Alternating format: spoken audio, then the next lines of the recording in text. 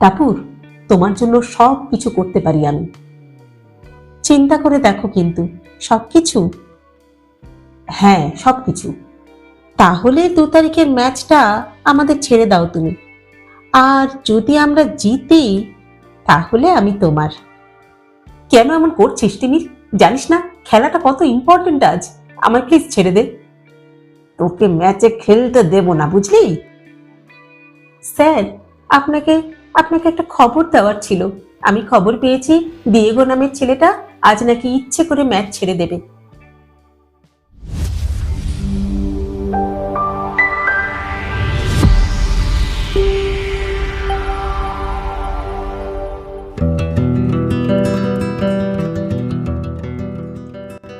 নমস্কার বন্ধুরা, সকলকে স্বাগত জানাই। আমি রাকা, আর আপনারা শুনছেন ইউটিউব চ্যানেল কথা ও কাহিনী বাই রাকা। বন্ধুরা, আমরা পাঠ করছি শ্রদ্ধেয় সাহিত্যিক সরঞ্জিত চক্রবর্তীর উপন্যাস পাতা ঝরার মরশুমে। আজ পড়ব উপন্যাসটির 7ম পর্ব। গল্প পাঠ যদি ভালো লাগে তাহলে একটা ছোট্ট লাইক করে দেবেন। আর হ্যাঁ, আমাদের চ্যানেলে যদি প্রথমবারের জন্য এসে থাকেন তাহলে অবশ্যই চ্যানেলটি সাবস্ক্রাইব করে নেবেন কিন্তু। আসুন এবার তাহলে শুরু করি। শুরু হচ্ছে পাতা ঝরার মরশুমে 7ম পর্ব। উপন্যাসটি প্রাপ্তবয়স্কদের জন্য।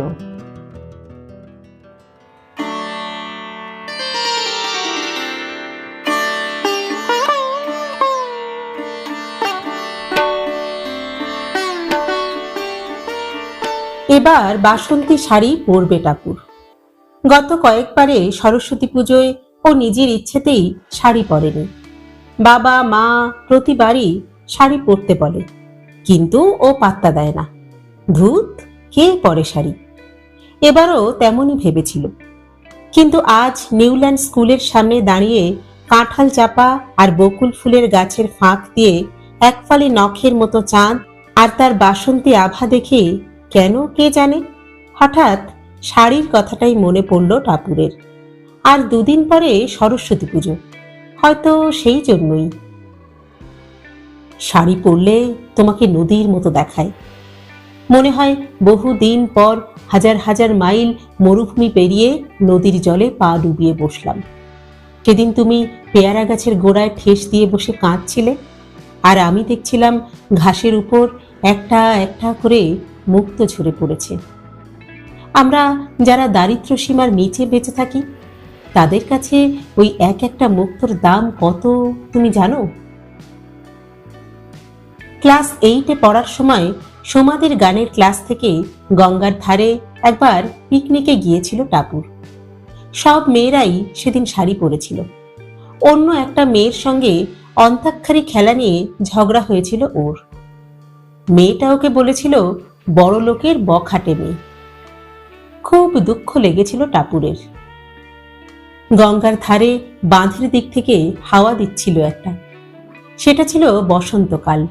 নানা ফুলের গন্ধ ভেসে আসছিল দিক বিদিক থেকে। আর এর মধ্যে পেয়ারা গাছের গোড়ায় বসে কাঁদছিল টাপুর। সোমাদের গানের ক্লাসের ছেলেরাও ছিল সেই পিকনিকে। তাদের মধ্যে কেউ একজন টাপুরকে একটা চিঠি লিখেছিল। গোটা চিঠির মধ্যে এই কথাগুলো আজও মনে আছে ওর। ছেলেটা কে ছিল আজ পর্যন্ত জানতে পারেনি ও, কিন্তু কখনো কখনো ওর এই কথাগুলো মনে পড়ে যায়। টাপুর নিজের মনেই হেসে ফেলল। সত্যি কত দিন আগের কথা মনে হয় এসব। এবার একবার ঘড়ি দেখল টাপুর, 6:30। একজনের আসার সময় হয়ে গেল, আর মিনিট 5-10 বড় জোর। এখন জানুয়ারি শেষ, ঠান্ডার ধার কমে এসেছে অনেকটা। এবার ঠান্ডাটা যেমন হঠাৎ করে পড়ল তেমনি হঠাৎ করে চলেও গেল। সব ব্যাপারেই এবার কি যে হচ্ছে। কালী পুজোর পর থেকেই সব কেমন গোলমাল হয়ে যাচ্ছে, কিন্তু আর যাতে গোলমাল না হয়, যাতে সব ঠিকঠাক চলে, সেই জন্যই তো আজ এই নিউল্যান্ড স্কুলের সামনে দাঁড়িয়ে আছে ও। অবশ্য এর মাস্টার মাইন্ড হলো রুদ্র। সব প্ল্যান ওরই করে দেওয়া। টাপুর রুদ্রর গোটা প্ল্যানটা মনে মনে ভাবল। সত্যি পুরোটা ফুল প্রুফ। রুদ্র সত্যিই একটা জিনিয়াস। রুদ্রর সম্বন্ধে অনেক খারাপ কথাও শোনে টাপুর, সেগুলো কিছু হয়তো সত্যিও, কিন্তু তাতে কিচ্ছু এসে যায় না টাপুরের। রুদ্র সত্যিই ওর দাদার মতো। যখন যা দরকার পড়ে, যখন কিছু পরামর্শ দরকার হয়, তখন টাপুরের প্রথমে রুদ্রর কথাই মনে পড়ে।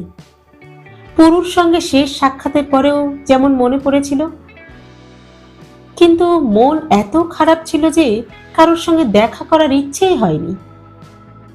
পুরুর সঙ্গে সেই সন্ধ্যের ঘনিষ্ঠতার ওম এখনো যেন টের পায় টাপুর। খুব কষ্ট হয় ওর। এখনো লেপের ওমের মধ্যে শুয়ে পুরুর নিঃশ্বাস যেন ওর বুকের মধ্যে টের পায় টাপুর। শরীরে কাঁটা দিয়ে ওঠে। ও বোঝে শরীরের ভেতর যেমন আনন্দ লুকিয়ে থাকে, তেমন কিছু কষ্টও লুকোনো থাকে।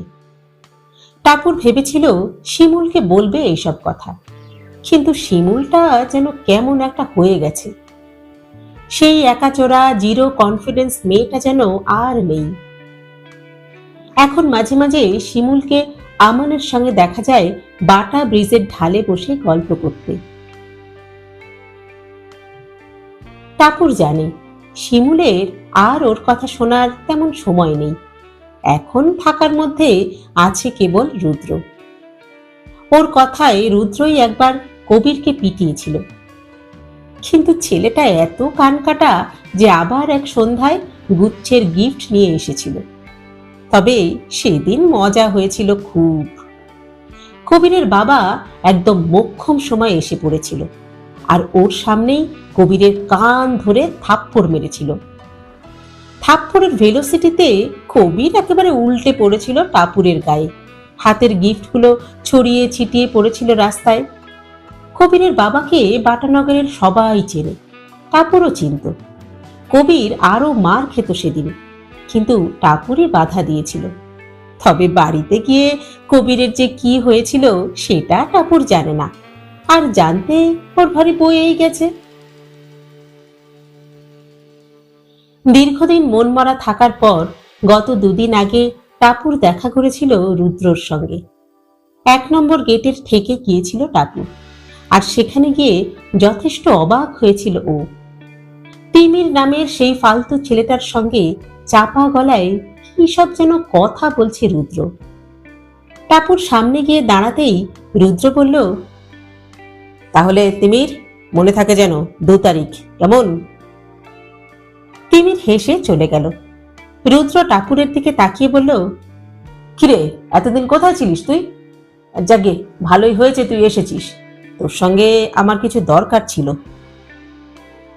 টাপুর অবাক হলো।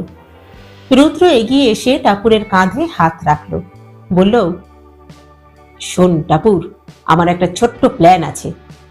হয়তো একটু উইকেড, কিন্তু আমাদের স্কুলের ইন্টারেস্টে প্ল্যানটা এক্সিকিউট করা প্রয়োজন, বুঝলি? তোর হেল্প আমার দরকার। মানে উইকেড মানে? Is it something big? Tapur অবাক হয়ে প্রশ্ন করল। রুদ্র মুচকি হেসে বলল,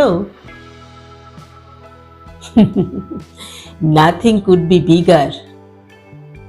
টাপুর দ্বিধাগ্রস্ত হয়ে তাকিয়ে রইল রুদ্রর দিকে। কি বলছে রুদ্র? কিসের প্ল্যান? আর প্ল্যানটা উইকেড বলছে কেন? মানে কতটা উইকেড? কারো কি ক্ষতি হতে পারে? সাংঘাতিক কিছু নয় তো?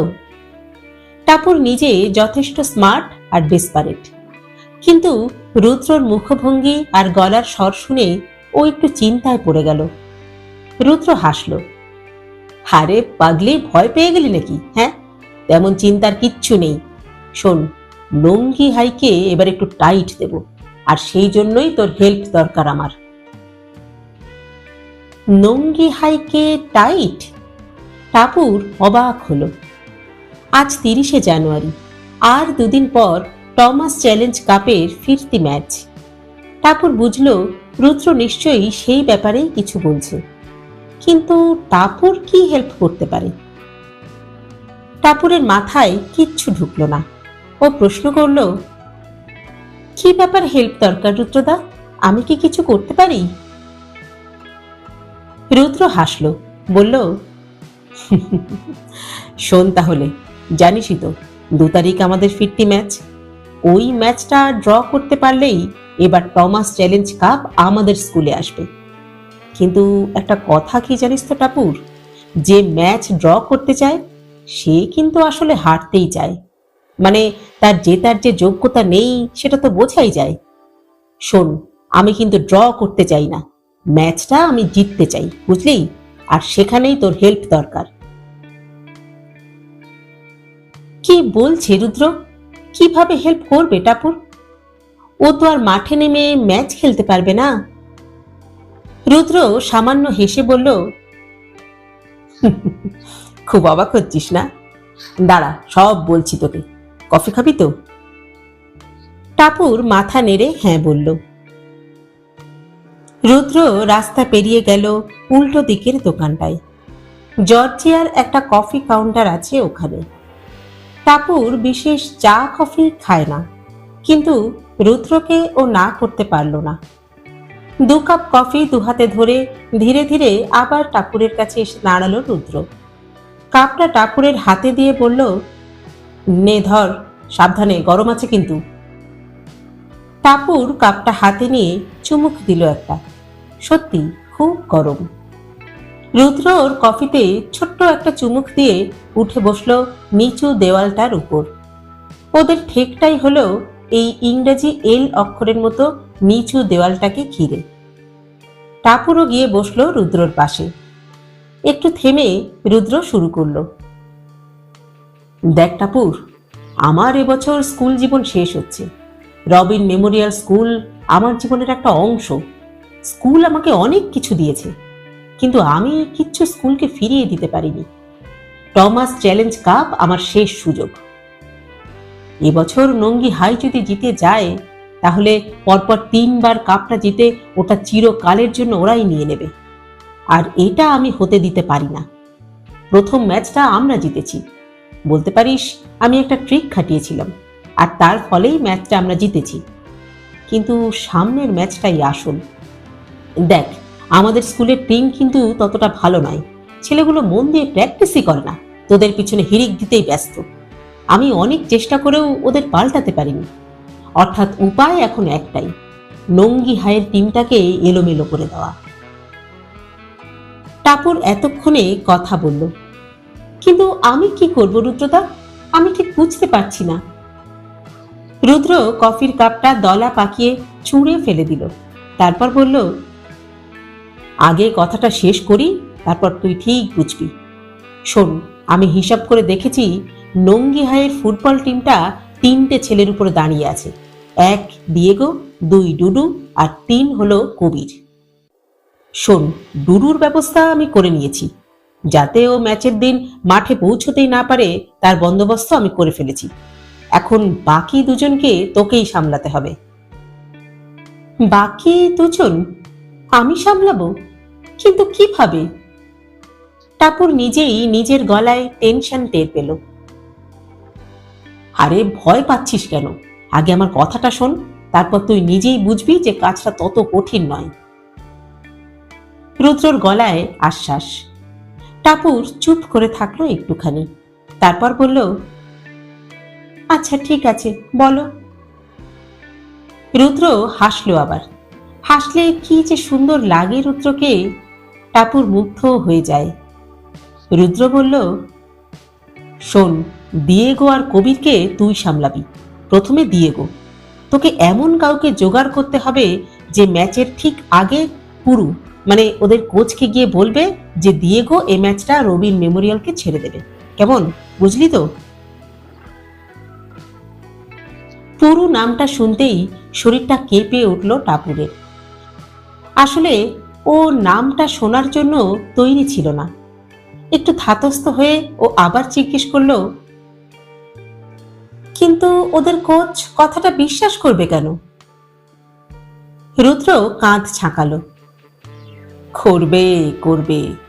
গত ম্যাচের পর গোটা বাটানগরে এমন একটা প্রোপাগান্ডা তৈরি হয়েছে না, যে পুরো বিশ্বাস করবেই করবে।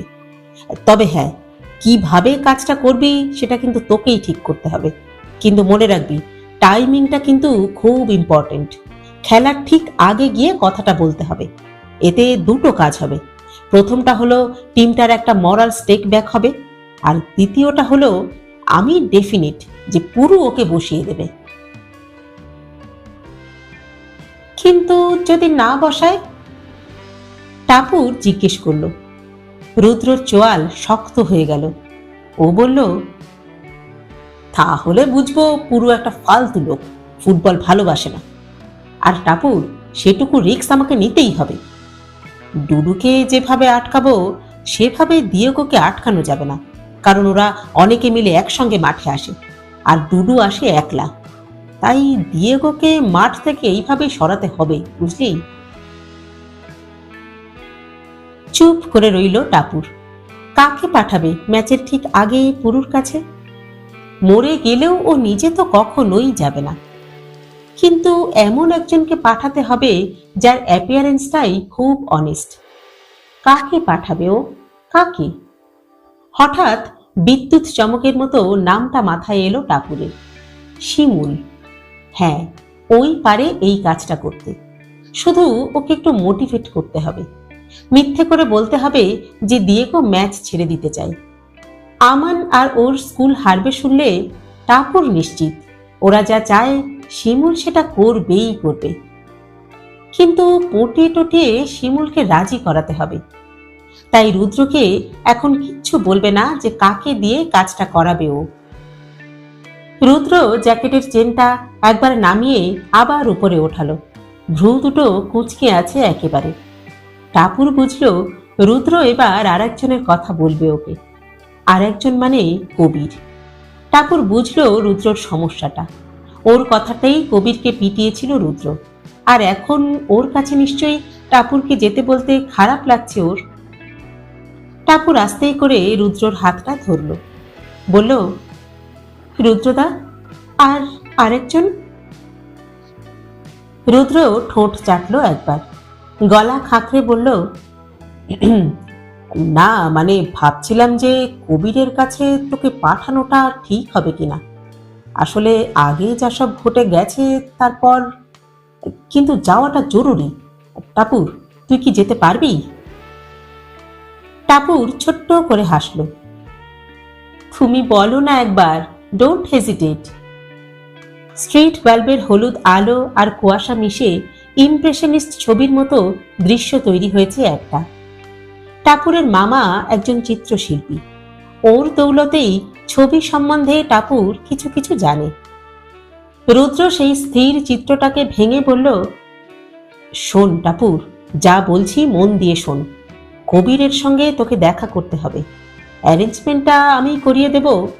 এখন কবিরকে কি বলবি মন দিয়ে শোন। রুদ্র পরপর বলে যাচ্ছিল টাপুরকে ওকে কি কি বলতে হবে কবিরকে, আর দরকার পড়লে কি করতে হবে।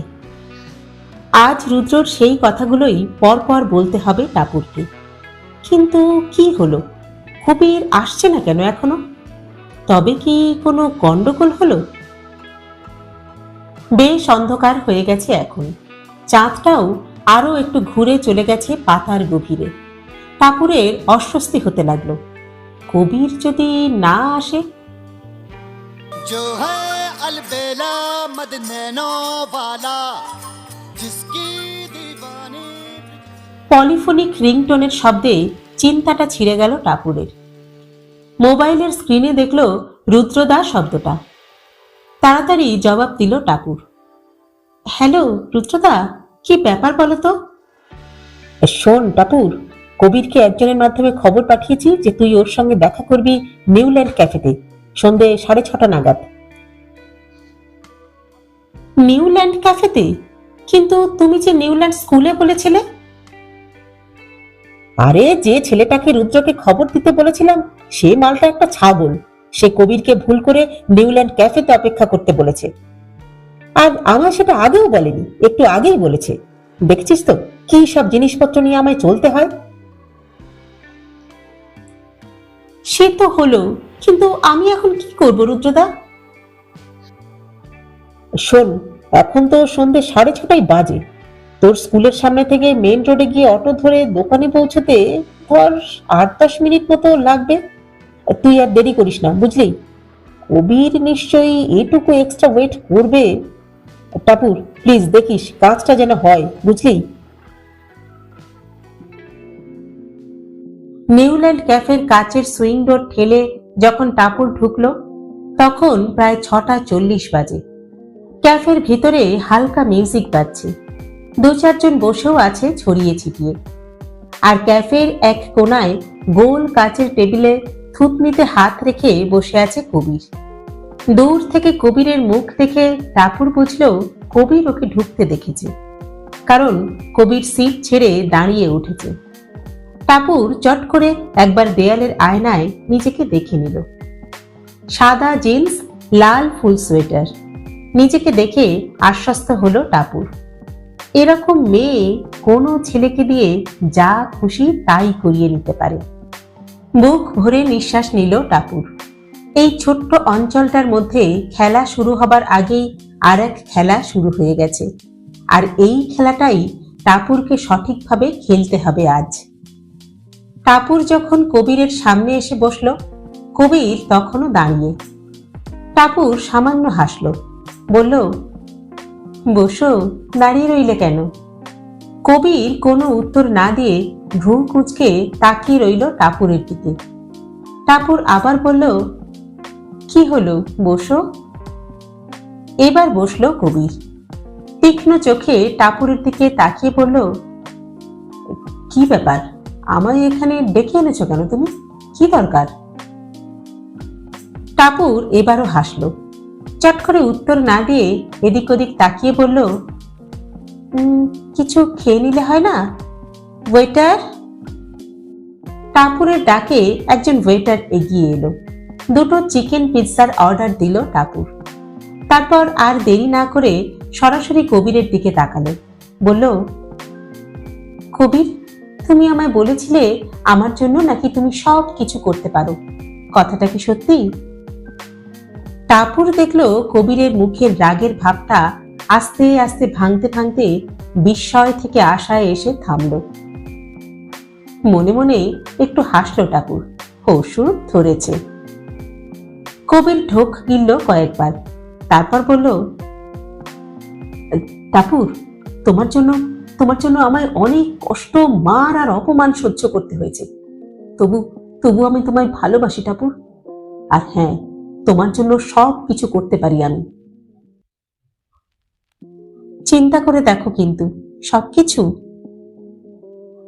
কবির চোয়াল শক্ত করল, বলল, হ্যাঁ, সবকিছু। টাপুর ভাবল ছেলেটা নিজেই ফাঁদে ঢুকে পড়েছে। ও টেবিলে রাখা পেপার টাওয়েল নিয়ে সেটাকে ভাঁজ করতে করতে বলল, তাহলে 2 তারিখের ম্যাচটা আমাদের ছেড়ে দাও তুমি, আর যদি আমরা জিতি তাহলে আমি তোমার। কি? কবিরের মুখে হতভম্ব ভাব, যেন কথাটার মানেটাই ধরতে পারেনি ও। টাপুর বলল, ম্যাচটা ছেড়ে দিলে আমি বুঝবো যে তুমি সত্যিই আমায় ভালোবাসো। নাথিং ইজ ইজি কবির। তুমি জানো যে বাটানগর একটা ছোট্ট জায়গা, কনসালটেশন এখানে বেশি। একটা হিন্দু মেয়ে যখন একটা মুসলিম ছেলের সঙ্গে সম্পর্ক রাখবে, ব্যাপারটা তো তখন খুব সুখের হবে না। না, আমি কোনো রকম স্টেপ নেবার আগে দেখতে চাই যে তুমি সত্যিই আমাকে ভালোবাসো কিনা, কারণ যার তার জন্য তো সব ছাড়া যায় না। তুমি এটাকে পরীক্ষা ভাবলে পরীক্ষা, কিন্তু তুমি যদি ম্যাচ ছাড়ো তাহলে যেন আমি তোমার হব। কবির কোনো কথা না বলে মাথা নিচু করে বসে রইল খানিকক্ষণ, তারপর বলল, তুমি তুমি ইচ্ছে করে আমায় গোল খেতে বলছো? আমায় ইন্টিগ্রিটি ভাঙতে বলছো তুমি? টাপুর এবার গম্ভীর হয়ে গেল, বলল, শোনো কবির, আমি এখানে কোনো নেগোসিয়েশন করতে আসিনি। My offer is simple, take it or leave it. কথাটা বলে হাত দিয়ে কবিরের হাতে একটু চাপ দিল টাপুর। এই সব ভাইটাল ছোঁয়াগুলো খুব দরকারি। কবিরের মুখ দেখে ও বুঝল কবির দ্বিধায় পড়েছে। টাপুর আরেকটু চাপ বাড়ালো, বলল, কবির, এটুকু আমি জানি যে তুমি আমার জন্য করবে। কবির শূন্য দৃষ্টিতে তাকিয়ে থাকলো টাপুরের দিকে। ওর শরীর ধ্বংসস্তূপের মতো পড়ে রয়েছে চেয়ারে। টাপুর জানে কবির এই লোভ সামলাতে পারবে না, ম্যাচ ও ছাড়বে। যাক, রুদ্রর কথা রাখতে পেরেছে ও। টাপুর টেবিলে দিয়ে যাওয়া পিৎজায় এক কামড়ও না দিয়ে বিলের টাকাটা রেখে দিয়ে বেরিয়ে এলো। এখানে থাকার আর কোনো মানে হয় না। ফেরার সময় টমাস বাটা এভিনিউ দিয়ে হেঁটে ফিরছিল টাপুর। মাঘ মাস, ঝকঝক করছে আকাশ। অনেক উঁচু দিয়ে দ্রুত স্যাটেলাইট চলে গেল একটা, ঠিক যেন উল্কা। যে চিন্তাটা ও মনে আনতে চাইছিল না এতদিন, এবার সেটাই এই নির্জন রাস্তায় হুড়মুড় করে এসে পড়ল। পুরু। নঙ্গি হাইয়ের হারা মানে পুরুর চাকরি শেষ। পুরুর যে আর্থিক অবস্থা, তাতে এটা ওর কফিনে শেষ পেরেকের মতো হবে। আর টাপুরের হাত দিয়েই কিনা সেটা হলো। টাপুরের চোখের সামনে ভেসে উঠল বহুদিন আগের এক দৃশ্য। টেবিল ল্যাম্পের আলোয় মাথা ঝুঁকিয়ে বসে থাকা গম্ভীর এক যুবক।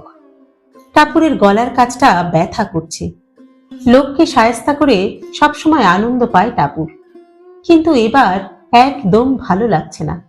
এত কষ্ট হচ্ছে বুকে, ভীষণ অস্থির লাগছে। ও না চাইলেও চোখের কোণগুলো ভিজে উঠছে ওর। ওহ পুরু, তুমি কেন আমায় ফিরিয়ে দিলে? কেন একটু ভালোবাসলে না আমায়? এই শাস্তি তো তোমার প্রাপ্যই ছিল। আমায় ভালো না বাসার শাস্তি, আমায় ফিরিয়ে দেবার শাস্তি। টাপুর আবছা কুয়াশার জাল কেটে হাঁটতে লাগলো, আর দু চারটে মুক্ত করিয়ে পড়তে লাগলো পথে। টাপুর চোখ মুছল না। যাক, ওর কষ্টগুলো, ওর কবিরকে বিপথে টানার পাপগুলো জল হয়ে বেরিয়ে যাক।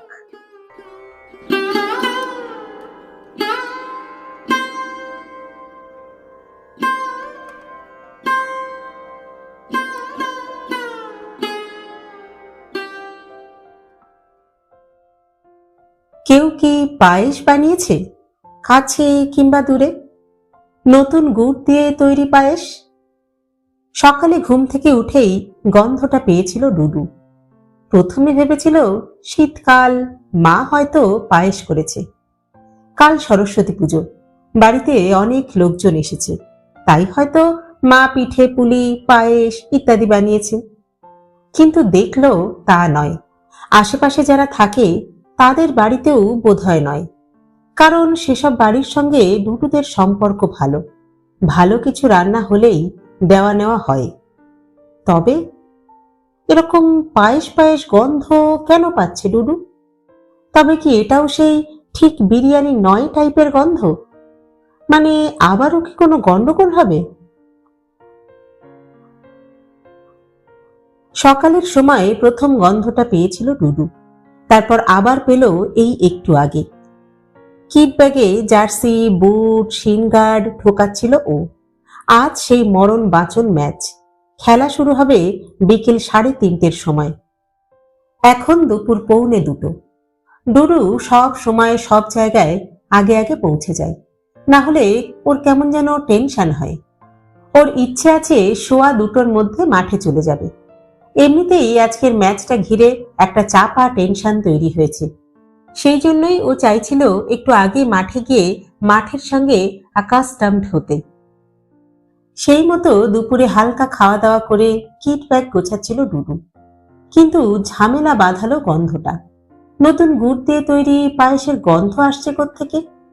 এ কি বিপদের গন্ধ, না অন্য কিছুর? মাঝে মাঝে ডুডু ভাবে, সত্যি গত জন্মে কুকুর টুকুর ছিল না তো ও? মাইরি, উৎকট গন্ধগুলো আর ঢোকার জায়গা পায় না, ওর নাকেই এসে ঢুকতে হবে। এমনিতেই আজ বৃহস্পতিবার, বিকেল বেলায় অর্থাৎ বারবেলার পর খেলা, তার উপর এই গন্ধ। কি অঘটন যে ঘটবে তা কে জানে। গলা শুকিয়ে গেল ডুডুর। টেবিল থেকে জলের বোতলটা তুলল ও। ঠিক দুটোয় সাইকেল নিয়ে বাড়ি থেকে বেরিয়ে পড়ল ডুডু। বেরোনোর আগে ঠাকুরদাকে একবার প্রণাম করে নিয়েছে। ঠাকুরদা ওর মাথায় হাত রেখে কি সব যেন মন্ত্রতন্ত্র পড়ে দিয়েছেন। সেটুকুই যা আজ ভরসা। রাস্তার মোড়ে ডুডু দেখল মেঘাদি আসছে। আজ মেঘাদির স্কুল ছুটি, ডুডু জানে। কিন্তু এই দুপুরে কোত্থেকে আসছে মেঘাদি? ডুডু সাইকেল থেকে নেমে পড়ল। মেঘাদি ডুডুর কাছে এসে দাঁড়ালো। কি রে, ভর দুপুরে কোথায় চললি? তোর ম্যাচ সেই 3:30টার সময় না?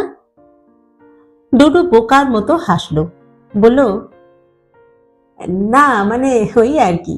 তা তুমি কোত্থেকে আসছো এখন? বারে, তোর মনে নেই কাল আমার স্কুলে সরস্বতী পুজো? তার আয়োজনেই একটু বেরিয়েছিলাম। অবশ্য তোর মনে থাকবেই বা কেমন করে বল, আজকাল তো আর ডেকে না পাঠালে আসিস না। আর সত্যিই তো, আসবেই বা কেন এখন তুই? সে তো দিল্লি গেছে, এখন তো কদিন ক্লাসে আসছে না। ঠেস দিয়ে বলল মেঘাদি। ডুডু চুপ করে রইল। ও জানে যে সায়েকা দিল্লি গেছে, ওকে জ্যাকসন বলেছে। ও জ্যাকসনকে জিজ্ঞাসা করেছিল কিভাবে খবর পেয়েছে ও, কিন্তু জ্যাকসন সেটা বলেনি। মেঘাদির কথার খোঁচায় অস্বস্তি হলো ডুডুর। ভাবল, সায়েকার কথাটা না বললে কি চলছিল না মেঘাদির? সত্যি সায়েকার জন্য খুব মন খারাপ হয় ডুডুর। এই যে ও এখানে নেই, এতে যেন ম্লান হয়ে গেছে বাটানগর। কেমন যেন রংচটা বাড়িঘর, ময়লা আকাশ, কঙ্কালের মতো গাছ, পুরনো হলুদ শাড়ির মতো রোদ, সবই কেমন যেন ফ্যাকাশে। ডুডু দীর্ঘ শ্বাস ফেলল একটা। তারপর আর কথা না বাড়িয়ে বলল, আমি এলাম মেঘাদি। মেঘাদি হাসল, হাত দিয়ে ওর চুলটা ঘেঁটে দিয়ে বলল, পাগল ছেলে একটা। বেস্ট অফ লাক, আজ কিন্তু জিততে হবে, বুঝলি? ডুডু ম্লান ভাবে হাসলো একটু, তারপর সাইকেলে উঠল। রেল লাইনের পাশ দিয়ে গিয়ে বাটা ব্রিজটাকে ডান দিকে রেখে বাটা এভিনিউতে উঠবে ও।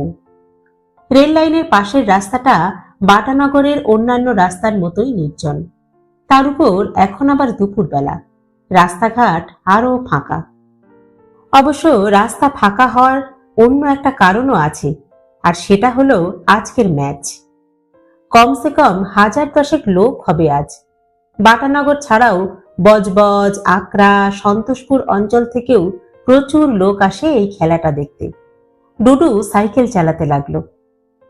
গতকাল থেকে শীতটা বেশ কমে গেছে হঠাৎ। আজ আবার মিষ্টি হাওয়া দিচ্ছে একটা। কে জানে কেন রোদটাকে আর অতটা ফালতু বলে মনে হচ্ছে না এখন। আকাশটাকেও মনে হচ্ছে যেন নতুন করে রং করানো। আচ্ছা, কেসটা কি? একটু আগেও যা মনে হচ্ছিল তা তো আর মনে হচ্ছে না। এত দ্রুত কারোর মন পাল্টায় নাকি? তবে কি গন্ধটা কোনো ভালো কিছুর ইঙ্গিত? কি ভালো হতে পারে? ম্যাচ জিতবে? সাইকা ওর সঙ্গে কথা বলবে? কি ভালো অপেক্ষা করে আছে ওর জন্য? ডুডু অন্যমনস্ক হয়ে পড়ল। সামনে কিছুটা দূরে রাস্তাটা বাঁ দিকে বাঁক নিয়েছে। ওই জায়গাটার দুদিকে কিছুটা বুনো ঝোপঝাড় আছে। ডুডু যদি অন্যমনস্ক না হতো, যদি একটু সাবধান হতো, তবেও দেখতে পেত ওই ঝোপের পাশে 3টে রুক্ষ চেহারার ছেলে দাঁড়িয়ে আছে। সায়েকা কি সত্যি ওর সঙ্গে আগের মতো কথা বলবে? আবার কি শুধু ওর সঙ্গে সময় কাটাতে চাইবে? এসব ভাবতে ভাবতে বাঁকের কাছে চলে এলো ডুডু। আর হঠাৎ কি যেন হলো, চোখের সামনে পৃথিবীটা দুলে উঠল ওর।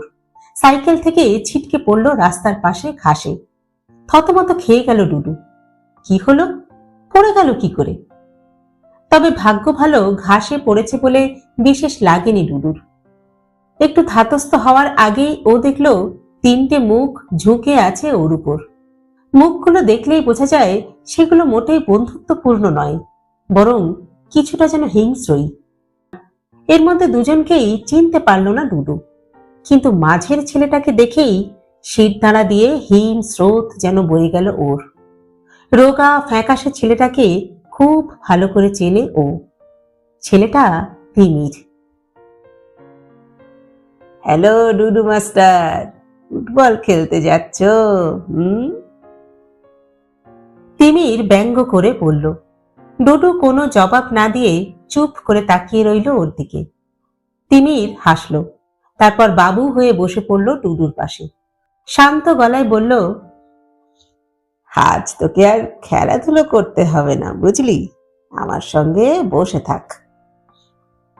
ডুডু এবার বলল, কি যা তা বলছিস তিমির? ছাড় ছাড়, আমায় মাঠে যেতে হবে। তিমির এবার গলাটা শক্ত করল, তুই সোজা বাংলা বুঝিস না? না, আজ তোর খেলা বন্ধ। তোকে আমার সঙ্গে সন্ধ্যে 6:30 অব্দি বসে থাকতে হবে, বুঝলি? এখন চুপ করে বস। মানে মগের মুল্লুক নাকি? ডুডু তেড়ে মেরে উঠে দাঁড়াবার চেষ্টা করলো, কিন্তু পারল না। অন্য দুটো ছেলে ধাক্কা মেরে ওকে মাটিতে বসিয়ে দিল। ডুডুর সব কিছু গুলিয়ে যাচ্ছে, কি হচ্ছেটা কি? ও বলল, তিমির, আমার ইয়ার কি ভালো লাগে না, কিন্তু ছাড় ছাড় আমায়। তিমির শক্ত করে ডুডুর থুতনি ধরল, বলল, হারামি শালা, ইয়ার কি না? ইয়ার কি মারছি আমি? এই তুই কে রে? তুই এখান থেকে এক পাও যদি নড়িস না, তোর গোড়ালির রং দুটো আমি একেবারে কেটে দেব, বুঝলি? ডুডু দেখলো তিমিরের হাতে ধরা খুঁটটা রোদে চিকোচ্ছে। কেন এমন করছিস তিমির? জানিস না খেলাটা কত ইম্পর্টেন্ট আজ? আমায় প্লিজ ছেড়ে দে। ডুডু কাতর গলায় বলল। তিমির আবার হাসলো, শালা, তোর খেলায় আমি পেচ্ছাপ করি রে শুয়োরের বাচ্চা। তোকে ম্যাচে খেলতে দেব না, বুঝলি? এখন চুপ কর। একটা ছেলে পকেট থেকে একটা সিগারেট দিল তিমিরকে। সিগারেটের সামনেটা লজেন্সের র্যাপারের মতো মোড়ানো। ডুডু বুঝলো ওটাতে গাঁজা আছে। ও আবার বলল, তিমির, ছাড় আমায়, ছাড়, নয়তো ভালো হবে না কিন্তু বলছি। ঠাস করে একটা চড় পড়ল ডুডুর গালে। তিমির চিবিয়ে চিবিয়ে বলল, ভালো হবে না? হ্যাঁ, ভালো হবে না মানে কি? আমায় থ্রেট করছিস তুই? শোন, আজ ম্যাচটা তোকে আমি খেলতে দেব না। আর একটা কথা বললে কিন্তু হা মুখ চিরে একেবারে কুমিরের মুখের মতো করে দেব। তিমিরের মুখ দেখে ডুডু বুঝল তিমির অমন করতেও পারে। তিমির আবার বলল, শালা, সেদিন তোদের মার আমি ভুলিনি। আজ দেখ তোর খেলার তেইশটা আমি কিভাবে মারি। একটু দূরে সাইকেলটা কাত হয়ে পড়ে আছে। এমন কপাল, রাস্তা দিয়ে একজনও যাচ্ছে না। সময়ের সাথে সূর্য ধীরে ধীরে পশ্চিমে সরতে শুরু করেছে। এখানটায় বসে বাটা কোয়ার্টারের সামনের মাঠগুলোয় কালকের পুজোর ছোট ছোট প্যান্ডেল দেখা যাচ্ছে। ডুডু আর চোখে তিমিরের হাতঘড়িটা দেখল, আর মাত্র আধ ঘন্টা বাকি আছে খেলা শুরুর। মাঠে সবাই নিশ্চয়ই ওর কথা ভাবছে। আচ্ছা, ওরা কি কেউ খুঁজতে আসবে না ওকে? ডুডু মাথা নিচু করে বসে রইল। এমনিতেই ও শান্ত, ওর পক্ষে তিনজনের সঙ্গে মারামারি করাটা সম্ভব নয়। এখন ও বুঝলো কেন ওর নামটা বন্ড, জেমস বন্ডের মতো করে বলা যায় না। ও সামান্য এক মফস্বলের ছেলে, ভীতু, ঈশ্বর বিশ্বাসী, কারো খারাপ করতে চায় না। তবে ওর এরকম হলো কেন? এটাই স্কুলের হয়ে ওর শেষ খেলা। সেটা কি ও স্মরণীয় করে রাখতে পারবে না? এভাবে একটা নোংরা ছেলে ওকে আটকে দেবে? ডুডুর চোখ ফেটে জল আসছে। হে ভগবান! কে জানে ভগবান আছেন কিনা? কে জানে মানুষের বিপদে কেউ তাকে আড়াল থেকে রক্ষা করে কিনা?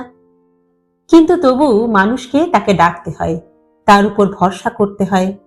ঠাকুরদা বলেন, মানুষের এই বিশ্বাস আর ভরসার মিলিত রূপ হলেন ভগবান। ডুডু চুপ করে বসে রইল। ওর বিশ্বাস আর ভরসাকে মেলাতে চাইল প্রাণপণে। তিমিররা নিজেদের মধ্যে কি সব যেন কথাবার্তা বলছে। ডুডু সেদিকে মন দিল না। 3:05, ওর ঘাম হতে শুরু করলো এবার। কেউ কি সত্যিই আসবে না?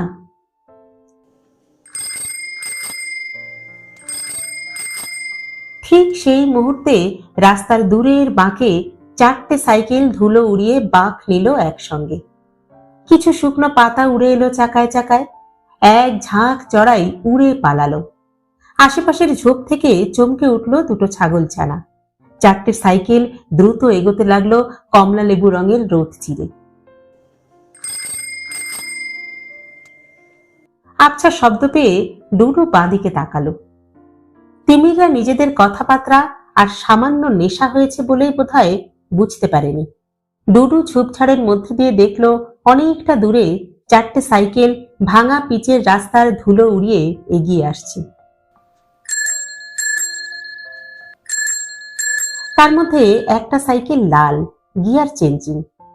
বাটানগরে একমাত্র একজনের কাছে এই সাইকেল আছে, আর সেই সাইকেলের পাশের সাইকেল থেকে গোলাপি রঙের ওড়না উঠছে একটা। এই ওড়নাটা যে কার তা চোখ বন্ধ করে বলে দিতে পারে ডুডু। ওর সারা গায়ে কাঁটা দিয়ে উঠল। তবে কি বিশ্বাস আর ভরসা মিলল শেষ পর্যন্ত? ও দেখল কয়েকজনের সঙ্গে ঝড়ের বেগে এগিয়ে আসছে জ্যাকসন আর হিরে মুক্ত সেই মেয়েটা সাইকা। সাইকেলগুলো যখন প্রায় কাছে চলে এসেছে, হঠাৎ ঝোপের মধ্যে থেকে দাঁড়িয়ে উঠল ডুডু। তিমিরটাও এতক্ষণে বুঝতে পেরেছে যে কিছু একটা হচ্ছে। তিমির হাতের খুঁটটা তুলে লাফিয়ে উঠল, এই শালা শুয়োরের বাচ্চা! কিন্তু আর কিছু বলার সুযোগ পেল না। জ্যাকসন সাইকেল নিয়ে সোজা গিয়ে ধাক্কা মারল ওর তলপেটে। মাগো মাগো বলে পেট চেপে বসে পড়ল তিমির। বাকি দুটো ছেলে বেগতিক দেখে ততক্ষণে দৌড় মেরেছে। ওদের পিছনে কেউ দৌড়ালো না। মাটিতে পড়ে থাকা তিমিরকে কলার ধরে তুলল জ্যাকসন। মিহি গলায় বলল, কি চাঁদ, ডুডুকে নিয়ে কি করছিলি? হ্যাঁ? ডুডু যথাসম্ভব সংক্ষেপে পুরো ব্যাপারটা বলল। জ্যাকসন হাসল। তিমির, রুদ্র তোকে এটা করতে বলেছে? হ্যাঁ না রে, সত্যি কথা বল। তিমির আমতা আমতা করছে দেখে এবার এগিয়ে এলো একজন লম্বা ভীষণ সুপুরুষ ছেলে। সে রোগা তিমিরকে ঘাড় ধরে মাটি থেকে অনায়াসে 6 ইঞ্চি তুলে ফেলল। তারপর বলল, leave it to me, he will talk. এতক্ষণে কথা বলল সাইকা। দাদা, ওকে ছাড়, মাঠে যাবি, চল, দেরি হয়ে যাবে। দাদা? সাইকার? ডুডু সাইকাকে জিজ্ঞেস করল, তোমার দাদা মানে? আবার মানে? আমি কি ডিকশনারি? দাদা মানে আমার জ্যাঠতুতো দাদা, এনডিএতে আছে।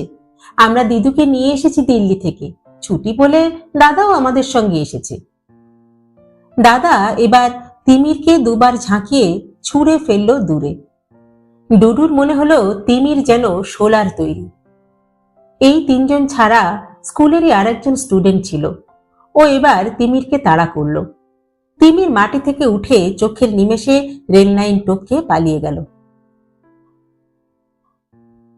এই কটা বাজে কটা? হ্যাঁ, চল তাড়াতাড়ি চল।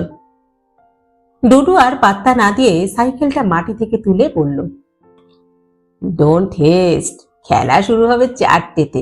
এমএলএ সাহেব 4টেয় আসবেন, ফলে 40 মিনিট এখনো সময় আছে, বুঝলি?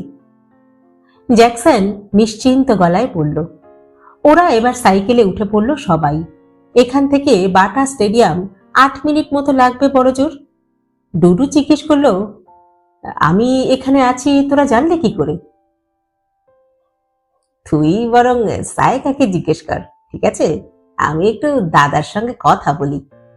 বলে জ্যাকসন চোখ টিপল ডুডুকে। ডুডু শুনল। এবার দাদার দিকে মুখ ঘুরিয়ে জ্যাকসন জিজ্ঞেস করছে,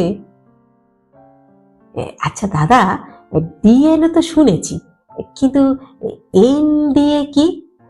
জিন গবেষণার কোনো নতুন জায়গা? হ্যাঁ? সাইকা আর ডুডুর সাইকেল সামনে এগিয়ে গেল। ধীরে সাইকেল চালাচ্ছিল ওরা। বিকেলের রোদ এত সুন্দর কোনো দিন খেয়াল করেনি ডুডু। বড় রাস্তার দুপাশের লাল সাদা কোয়ার্টারগুলোয় রং করা হয়েছে। মাঠের আগাছাও সব পরিষ্কার করা হয়েছে। শীত শেষের বার্তা নিয়ে একটু একটু করে সবুজ পাতা আসছে রাস্তার দুপাশের গুলমোহর গাছে। সাইকা পাশ ঘেঁষে সাইকেল চালাচ্ছে। ডুডু মিষ্টি গন্ধ পাচ্ছে ওর গায়ের। নরম হাওয়ায় চুলগুলো বারবার এসে পড়ছে কপালে। রোদ লেগেই বোধহয় ফর্সা গাল দুটো হালকা গোলাপি রং ধরেছে। ডুডু ভাবল, এ মেয়ে এলো কোথা থেকে? একে না পেলে বাঁচবে কি করে ডুডু? বুকের মধ্যে কষ্ট হতে লাগলো ওর। আধ ঘন্টা আগেও জানতো না যে সাইকা ওর এত কাছাকাছি আসবে। মাঠের মধ্যে বসে তিমির আর ওর সাঙ্গপাঙ্গদের মধ্যে থেকে শুধু ভগবানকে ডাকছিল ডুডু। তবে কি সত্যি ভগবান আছেন? তিনি কি সত্যি শেষ মুহূর্তে হাত ধরেন ডুবন্ত মানুষের? ডুডুর গায়ে কাঁটা দিয়ে উঠল। কেউ কি সত্যি অলক্ষ্যে থেকে লক্ষ্য করছেন ডুডুকে? গালটা লাল কেন? ওরা মেরেছিল বুঝি? সাইকা জিজ্ঞেস করল। ডুডু সামান্য লজ্জিত হয়ে বলল, ওই একটু, লাগেনি তেমন। বাহাদুর কত, একটুও লাগেনি। না লাগলে অমন 5 আঙুলের দাগ বসে যায় গালে। ডুডু হাসল। তোমরা খবর পেলে কি করে? হ্যাঁ, ও বাবা, সে তো এক ইতিহাস। আমার দাদাকে তোমার কথা বলেছিলাম। আমার কথা? কেন? ডুডু অবাক হয়ে প্রশ্ন করল। আহ, শুধু প্রশ্ন আর প্রশ্ন, ন্যাকা না? জানো না কেন? এখন চুপ করো তো। তো দাদা তো ফুটবল পাগল, বলল আজ তোমায় আর ম্যাচ একসঙ্গে নাকি দেখবে। কিন্তু মাঠে গিয়ে আমরা দেখলাম সবাই এসেছে, শুধু তুমি নেই। প্রথমে তো খুব রাগ হয়ে গিয়েছিল আমার। তারপর জিজ্ঞেস করাতে জ্যাকসন বলল যে তুমি নাকি সবার আগে মাঠে আসো। কিন্তু আজ যখন আসনি তখন নিশ্চয়ই কিছু একটা হয়েছে। ওদিকে পুরুষারা তো একেবারে অধৈর্য হয়ে উঠেছিলেন। আমরা তখন দাদার মোবাইল থেকে প্রথমে তোমার বাড়িতে, তারপর মেঘাদির বাড়িতে ফোন করলাম। শুনলাম তুমি নাকি অনেক আগেই বেরিয়ে গেছো। তাই শুনে জ্যাকসন তখনই বলল যে তোমায় খুঁজতে যাবে। তুমি যে পথে মাঠে আসো সেটা নাকি ওর চেনা। তখন আমি, দাদা, জ্যাকসন আর তোমাদের স্কুলের আরেকজন ছেলে, সেও এলো আমাদের সঙ্গে। আর এদিকে তো তোমাকে ঝোপে ওরা বসিয়ে রেখেছি। যদি না তোমার সাইকেলটা রাস্তার উপর পড়ে থাকতো তাহলে তো আমরা বুঝতেই পারতাম না যে তুমি কোথায়। অবশ্য তুমিও ঠিক সময় উঠে দাঁড়িয়েছিলে ঝোপের মধ্যে থেকে। উফ বাবা, আজ যা একটা অ্যাডভেঞ্চার গেল না। আর সত্যি তোমারও বলিহারি, অত ফাঁকা রাস্তা দিয়ে চলাফেরা করার মানেটা কি? হ্যাঁ, ডুডু বলল, আসলে শর্টকাট তো, তাই। শর্টকাট না শর্টকাট? সত্যি এসব করতে গিয়েই তো বিপদ ডেকে আনো। আমার চিন্তা হয় না বুঝি? স্টেডিয়াম এসে গেছে। ডুডু ভাবল স্টেডিয়ামটা আরো 200 মাইল দূরে হলে কি ভালোই না হতো। ও দেখলো চারিদিকে রঙিন ফ্ল্যাগ উঠছে, খাবার দাবার নিয়ে লোকেরা বসে পড়েছে। দর্শকও ঢুকছে পিলপিল করে। চারিদিকে হই হট্টগোল, কেমন যেন একটা মেলা মেলা পরিবেশ। তবু এসবের মধ্যেও নিজেকে খুব হালকা আর নির্জন বলে মনে হলো ডুডুর। ওর জন্য চিন্তা হয় সাইকার? ডুডুর মুখ দিয়ে বেরিয়ে গেল ওর কপিরাইটেড প্রশ্ন, মানে? গেটের মাঝে দাঁড়িয়ে পড়ল সাইকা। এবার আর বিরক্তি নেই, শুধু ঠোঁট টিপে একটু হাসল। কিছু বলতে গিয়েও হয়তো পারল না। পেছন থেকে জ্যাকসন আর সামনে থেকে পুরুষার সমেত অন্য ছেলেরা এগিয়ে এলো হন্তদন্ত হয়ে। ডুডুকে হাত ধরে টানতে টানতে ওরা নঙ্গি হাইয়ের টেন্টের দিকে নিয়ে গেল। শেষ মুহূর্তে একবার পিছন ফিরল ডুডু। নরম হাওয়ায় গোলাপি ওড়নাটা এখনো উঠছে, আর তার অধীশ্বরী এত মানুষের ভিড়েও স্থির দৃষ্টিতে তাকিয়ে আছে ওর দিকে। সেই থুতনিতে ঘূর্ণি, হাসিতে মুক্তোর বিজ্ঞাপন। ডুডু অলক্ষ্যের মানুষটাকে ধন্যবাদ দিল আর বুঝল ঠিক এই মুহূর্ত থেকে ওদের ছোট্ট জনপদে শুরু হলো বসন্ত। ডুডু টেন্টে গিয়ে কিট ব্যাগটা নামালো। উফ, যা গেল আজকে। দিয়েগো জুতোর ফিতে বাঁধছিল। ডুডুকে দেখে এগিয়ে এলো। কিরে, কোথায় ছিলি বলতো? জানিস না টিম নামবে? ভাগ্যিস তাও এমএলএ একটু লেট করলেন, না হলে কি যে হতো। জ্যাকসন পাশ থেকে টিপ্পনি কাটল। কি আবার হতো, হাতে হ্যারিকেন আর পিছনে একেবারে ইংরেজি বাজনা। শালা ডুডু কিডন্যাপ হয়ে গিয়েছিল জানিস তো। ভাগ্যিস নায়িকা উদ্ধার করলো। ওহ, তারপর কি সিন, কি সিন, চুমু, জড়াজড়ি, কাকা। এই শালা মারবো এক লাথি। ওসব আবার কোথায় হলো রে? ডুডু খেকিয়ে উঠল। জ্যাকসন বলল, ও, হয়নি বলে রেগে যাচ্ছিস? ডুডু আরো কিছু বলতে যাচ্ছিল, কিন্তু তক্ষুনি ঢুকলো পুরু। বলল, কামন কামন হারি আপ, আর মিনিট 15 বাকি আছে মোটে। ও হ্যাঁ, আর একটা অ্যানাউন্সমেন্টও আছে। আজ এই ম্যাচের ক্যাপ্টেন হলো দেবপ্রস্থ। হ্যাঁ, ক্যাপ্টেন? হ্যাঁ, এই যে মাসির গোপ গজিয়ে মেশো হয়ে ওঠা। স্যার, আমি আমি আমি স্যার আমি আমি ক্যাপ্টেন হব। ফস করে বলে উঠল জ্যাকসন। পুরো কিছু বলতে যাচ্ছিল, কিন্তু এবার বাধা দিলেন হেড স্যার। বললেন, মনোময়, তুই ক্যাপ্টেন হবি? আরে তুই তো টিমেই নেই। ঠিক আছে, আগে কোঅর্ডিনেট জিওমেট্রির ইলিপসের প্রতিটা ফর্মুলা মুখস্থ বল দেখি, তারপর দেখা যাবে। জ্যাকসন ঢোক গিলল। স্যার, ঠিক আছে ঠিক আছে, আমি না হয় ভাইস ক্যাপ্টেন হব তাহলে, কেমন? ডিয়েগো এগিয়ে এসে জড়িয়ে ধরল ডুডুকে। বলল, চল আজ জিতে আসি। ডুডু এমনিতেই বিহ্বল হয়ে গিয়েছিল। এবার আনন্দে ওর চোখে জল এসে গেল প্রায়। ওরা কি ওকে না কাঁদিয়ে ছাড়বে না? ডুডু ড্রেস করতে শুরু করলো। স্যার, একটা মেয়ে আপনার সঙ্গে দেখা করতে চাইছে। একটা ক্লাস 8-এর ছেলে এসে পুরুকে বলল। মেয়ে? পুরুর সঙ্গে? সবাই তাকালো একসঙ্গে। পুরু ডুডুকে ডেকে নিয়ে টেন্টের বাইরে এলো। ওদের সঙ্গে হেড স্যারও বেরিয়ে এসেছেন। ডুডু দেখল স্কুলের সেক্রেটারি প্রাণবল্লভ মিত্রও দাঁড়িয়ে আছেন ওখানে। এদিকে মাঠও ভর্তি।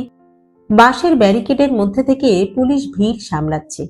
এরই মধ্যে লাল স্কার্ট আর পোলোনেক গেঞ্জি পরে যে মেয়েটা দাঁড়িয়েছিল, তাকে দেখে চোখ কপালে উঠে গেল ডুডুর। আরে, এ যে শিমুল। কি ব্যাপার? ডুডু জিজ্ঞেস করলো, কি ব্যাপার রে শিমুল? পুরো অবাক হয়ে ডুডুকে দেখলো একবার, তারপর শিমুলকে জিজ্ঞেস করলো, তুমি আমার সঙ্গে দেখা করতে চাও? কেন বলো তো? শিমুলকে কেমন যেন বিভ্রান্ত দেখাচ্ছিল। চুলগুলো এলোমেলো, ঠোঁটে খড়ি উঠছে। ও দাঁড়িয়ে দাঁড়িয়ে ঠোঁট চাটছিল আর বারবার নাক থেকে পিছলে পড়া চশমাটা ঠিক করছিল। ডুডু বুঝল শিমুল কোনো একটা ব্যাপারে খুব টেনশনে আছে। পুরুর প্রশ্নে শিমুলের চোখ মুখ আরো শক্ত হয়ে উঠল। কোনো ক্রমে ও বলল, স্যার, আপনাকে আপনাকে একটা খবর দেওয়ার ছিল। আমি রবিন মেমোরিয়ালে পড়ি। আমি খবর পেয়েছি দিয়েগো নামের ছেলেটা আজ নাকি ইচ্ছে করে ম্যাচ ছেড়ে দেবে। স্যার, আমি তো ফুটবল বুঝি না, কিন্তু আমার মনে হলো আপনাকে এটা জানানো আমার দরকার। পুরো চোয়াল ঝুলে গেল, চোখ দুটো ঘোলাটে হয়ে উঠল নিমেষে। ও বলল, কি? না, আমি আমি বিশ্বাস করি না। দিয়েগো মোটেই ওরকম করবে না। শিমুল এবার কাছে এগিয়ে গেল পুরুর। ডুডু দেখল কেমন একটা ডেসপারেট ভাব ওর মধ্যে। ও বলল, স্যার, বিশ্বাস করুন, দিয়েগোর ইন্টেনশন খুব খারাপ। আমি এমন একটা জায়গা থেকে খবর পেয়েছি যে তাতে কোনো ভুল নেই। তাই নাকি? কে খবর দিয়েছে তোমায়? পুরুর গলায় রাগ। শিমুল বলল, sir, believe me, I am serious. Diego is বাগড।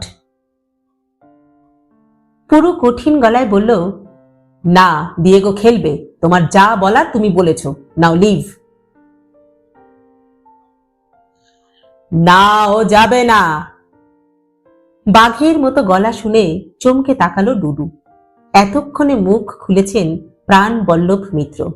উনি আবার বললেন, দিয়েগো খেলবে না, বুঝেছ? পুরু এবার ওর দিকে মুখ ফেরালো। মানে, আপনি কি বলতে চাইছেন স্যার? কোথাকার কে একটা মেয়ে, তার কথায় দিয়েগো খেলবে না? না, খেলবে না। ওর জায়গায় অন্য কেউ খেলবে। কিন্তু আমার টিম হয়ে গেছে। ডুডু আর দিয়েগো ছাড়া স্ট্রাইকার বলতে মনোময় আছে কেবল আমার হাতে। দিয়েগো টিমে খেলবেই স্যার। পুরু শান্ত কিন্তু দৃঢ় গলায় বলল, মানে, আমার কথার অবাধ্য হচ্ছ তুমি? এই চাকরি করছো কার দয়ায় তুমি?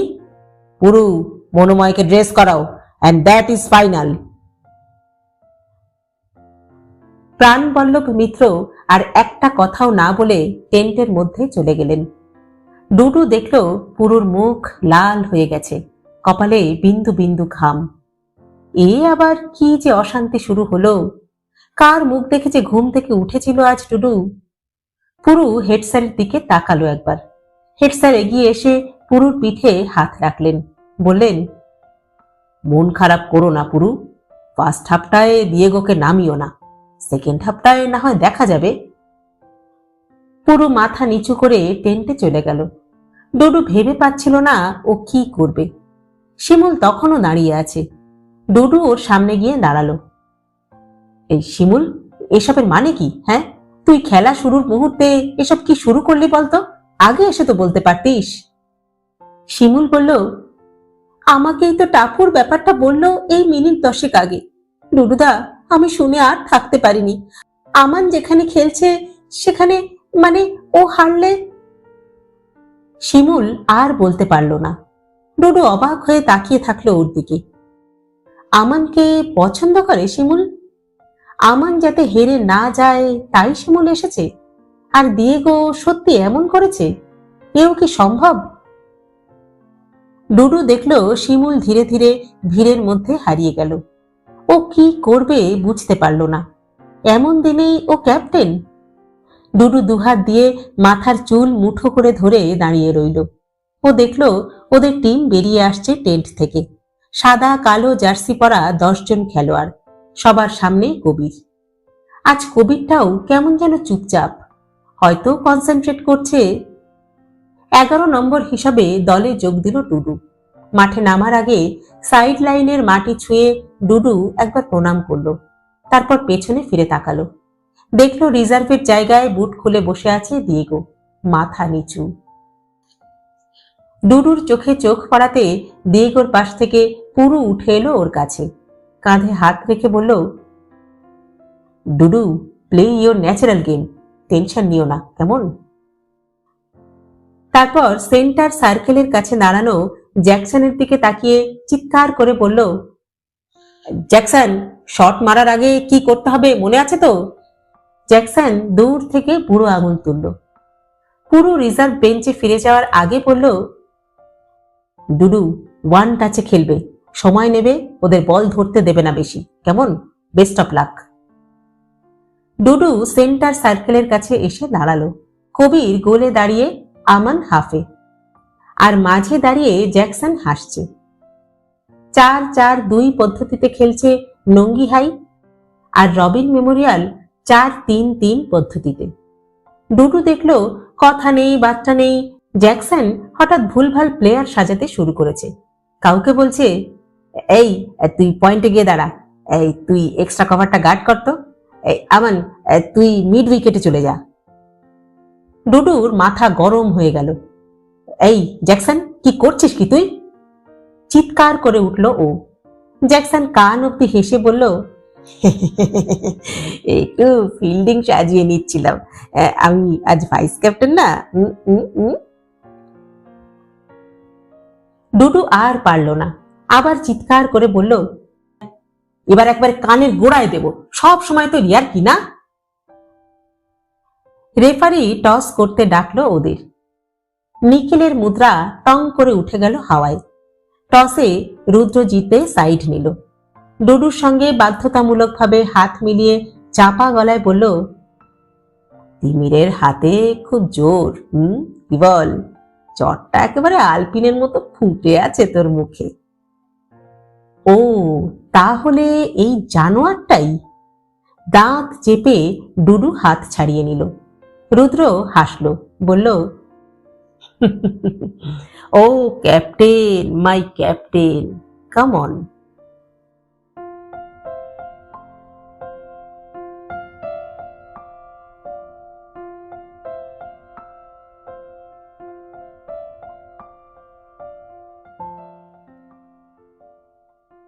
শেষ হলো পাতা ঝরার মরশুমে।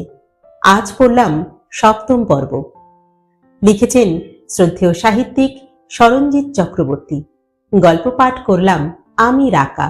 আপনারা শুনছেন ইউটিউব চ্যানেল কথা ও কাহিনী বাই রাকা। আজকের পর্বটি কেমন লাগলো আপনাদের কমেন্ট বক্সে অবশ্যই জানাবেন। কিন্তু গল্প পাঠ যদি ভালো লাগে তাহলে আমাদের চ্যানেলটি লাইক, শেয়ার ও সাবস্ক্রাইব করতেও ভুলবেন না কিন্তু। আজ তাহলে এই পর্যন্তই। পরবর্তী পর্ব নিয়ে ফিরে আসবো খুব শীঘ্র। ততদিন সকলে সুস্থ থাকবেন, ভালো থাকবেন এবং অবশ্যই আমাদের সঙ্গে থাকবেন। নমস্কার।